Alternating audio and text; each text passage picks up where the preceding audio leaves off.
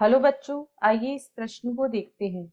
जीवों के किस समूह में कोशिका भित्ति दो पतली अतिव्यापी कवचों की बनी होती है जो एक साथ आसंजित होती है? विकल्प ए यूग्लिनॉइड, विकल्प बी अवपंक कवक, विकल्प सी डायनोप्लाजिलेट या विकल्प डी क्राइसोफाइट। इस प्रश्न की जो मुख्य अवधारणा वह है क्राइसोफाइट। क्राइसोफाइट यहाँ पर हम देखेंगे कि क्राइसोफाइट क्या होते हैं। यदि क्राइसोफाइट की बात करें तो ये प्रोटिस्टा जगत के अंतर्गत आते हैं। 5 जगत प्रणाली में एक जगत जो प्रोटिस्टा है, उसी प्रोटिस्टा जगत के अंतर्गत क्राइसोफाइटा को सम्मिलित किया गया है।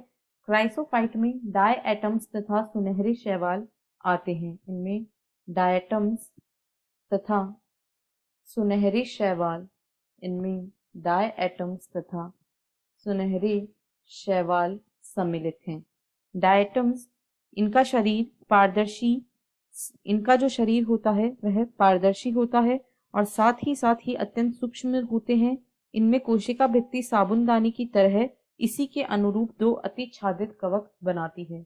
इनमें जो कोशिका भित्ति होती है वह साबुनदानी की तरह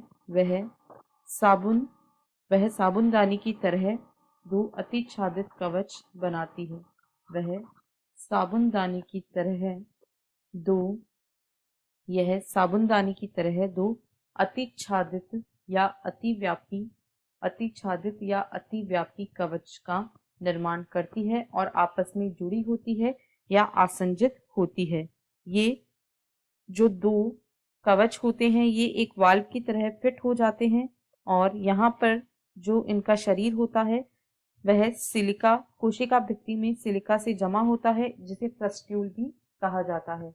अब यदि विकल्पों को देखें तो विकल्प डी इस प्रश्न का सही उत्तर है, क्योंकि डायटम्स को क्राइसोफाइट के अंतर्गत शामिल किया जाता है और इनमें कोशिका भित्ति दो अतिव्यापी कवचों की बनी होती है जो एक साथ आसंजित होते हैं। ऐसी संरचना यूग्लिनॉइड, अवपंक कवक और डायनोप्लाजिलेट्स में अनुपस्थित होती है। आशा है आपको प्रश्न समझ आया होगा। धन्यवाद।